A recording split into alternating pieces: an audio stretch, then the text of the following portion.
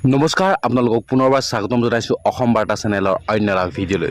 প্ৰিয় দৰ্শক, আপোনালোক সকলোৰে বাবে সমগ্ৰ অসমবাসীৰ বাবে লৈ আহিছোঁ এক দুখবৰ। বেহাৰবাৰী আউটপোষ্ট অসমৰ এখন জনপ্ৰিয় ধাৰাবাহিক, সমগ্ৰ অসমবাসীৰ এখন জনপ্ৰিয় ধাৰাবাহিক।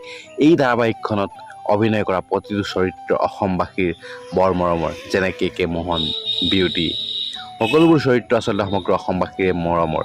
আৰু এই বেহাৰবাৰী আউটপোষ্টখনৰ পৰা কোনোবা এটা চৰিত্ৰ যদি নোহোৱা হয়, সমগ্ৰ অসমবাসীয়ে দুখ পায়।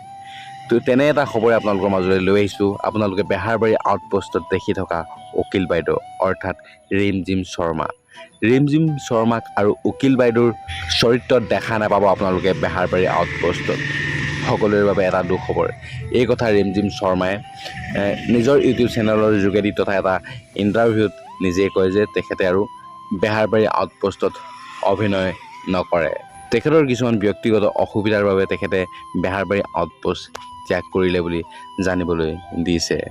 তো প্ৰিয় দৰ্শক, ভিডিঅ'টোৰ কমেণ্ট বক্সত আপোনালোকে জনাব আপোনালোক কোনে কোনে অসমীয়া ধাৰাবাহিক বেহাৰবাৰী আউটপোষ্ট চাই ভাল পায় আৰু বেহাৰবাৰী আউটপোষ্টত উকিল বাইদেউ অৰ্থাৎ ৰিমজিম শৰ্মা থকাটো বিচাৰে নেকি। আপোনালোকৰ মতামতটো এই ভিডিঅ'টোৰ কমেণ্ট বক্সত জনাব বুলি আশা ৰাখিলোঁ।